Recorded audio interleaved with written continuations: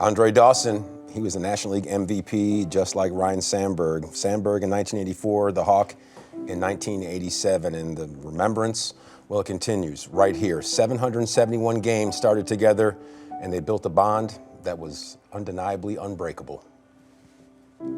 Joining us now on Cubs Live to help us celebrate the legend that is number 23. It's a fellow National League MVP and fellow Hall of Famer, number 8, the Hawk Andre Dawson. And Hawk, I want to know, when you first initially heard the news of the passing of Ryne Sandberg, what was your reaction? Well, it was a phone call that I really wasn't looking forward to receiving. I spoke with Rhino about 10 days ago, and he sounded his upbeat self. You know, Rhino never really would let you on if anything was going on with him. He always wanted to stay upbeat and positive. And we were on a FaceTime call, and when he got off, his daughter, Lindsay, said, I want to update you. It was myself and Sean Dunston on what's going on. And she said, Dad he had a bad last night. And we're probably looking at starting hospice in a couple of days, and the doctor's only giving him a week. And, you know, I got choked up because it really wasn't what I was expecting to hear, but I knew that he was struggling. I knew that he was gravely ill. But, you know, there's a lot of prayer and hope that goes into this. And I was just hoping that hearing him sound so positive would be a plus. So I went through the last 10 days, and it's the only thing I could think about was, you know, it's going to be very soon that I'm going to get this call. And when she texted me a couple of days later, she said that they had taken him outside, and the pain doctor was due to come in, and they were going to start administering morphine. And I know what morphine does. I've had people who in my family have been in hospice, and you know, morphine is just to keep you comfortable, and it's a deterrent to the heart.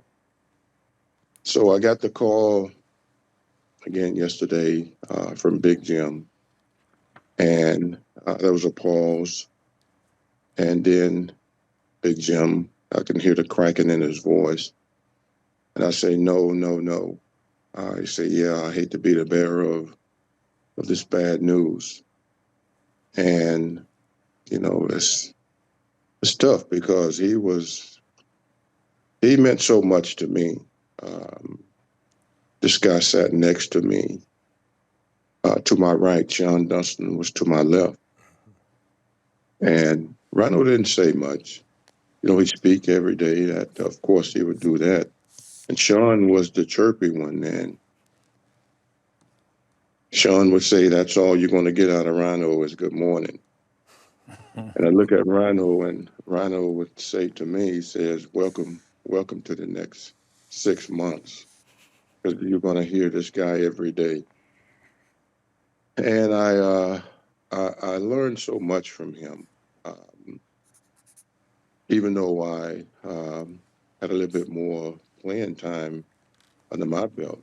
He was a consummate professional, uh, very, very, you know, unassuming, laid back, work ethic impeccable, and he was just the ideal. He checked all the boxes when it came to a baseball player, and being able to play right field and to lock next to him. He grew in a sense like a brother to me, and it's funny because we hit it off real well post career because he opened up more.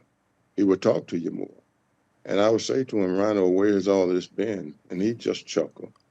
And he said, what are you talking about? But I will add also that he was sneaky prankster. And he'd look at you with a serious look as if, what's going on? What happened? But he, like I say, he meant everything to me. He's iconic as it gets.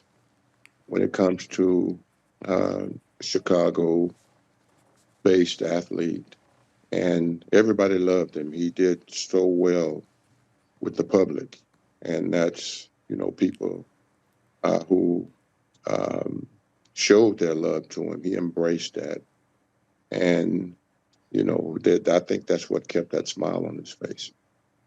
Hawk, throughout it all, you said that he remained upbeat and positive, but you also said that on the sneak, Rhino was a prankster. Is there any one prank that jumps out to you when you think back in time? He was just he was the hot foot guy, How hot and for to get you? Gary Matthews he got Sarge a few times, and you think that at some point Sarge would pick up on it, but he didn't. He wasn't as bad as Greg Maddox, but it was all in good taste. And at the end of the day, you had to chuckle about it because he was so quiet and unassuming that you really didn't expect that out of him. But I think that, in a sense, was the way that he kept the clubhouse loose. Hey Hawk, when you say keeping the clubhouse loose, when you think about all the things that he brought to the game, and I always say you can't teach IQ, you can't teach some of the things you can teach some fundamentals, but when he's on that field, just talk about his IQ and what he brought to the game, the fundamentals, and the clutch gene that is, far in between so many different players, but he had that clutch in him. Yeah, it was always like, he had a sense of what was about to happen, what was going to happen next. You never saw him out of position. In the batter's box, you learn stuff from him. There were pitchers who may give you some trouble, and he seemed to have a very at ease approach to them and have a lot of success.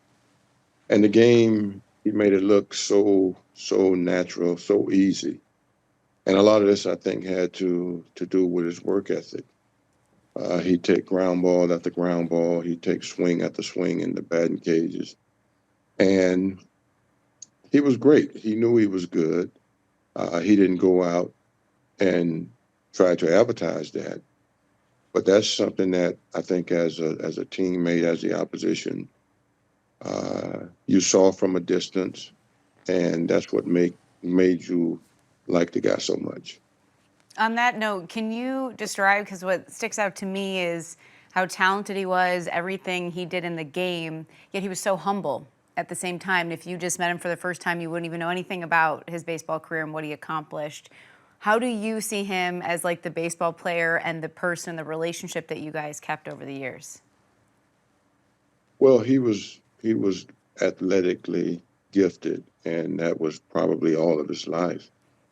Um, and it took a moment for him to, at the major league level, uh, get to where he needed to be. That is, playing ability wise. Of course, very few individuals just come in the game and take it by storm.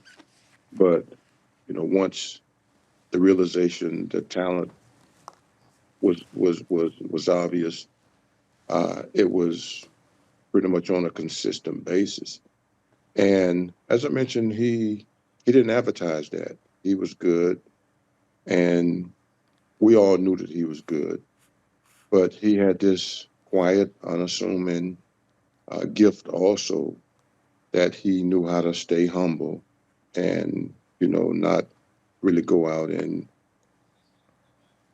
I guess I want to say, not really go out and show anyone up. Um,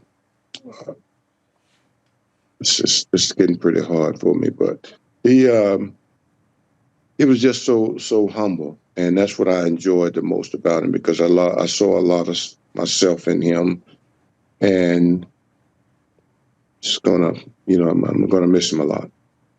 Hawk, Rhino went into Cooperstown in 2005, and 5 years later, you found yourself on that exact same stage. What did it mean to you to know that Ryne Sandberg said that you were the best that he'd ever seen? He was an advocate for you to get into Cooperstown.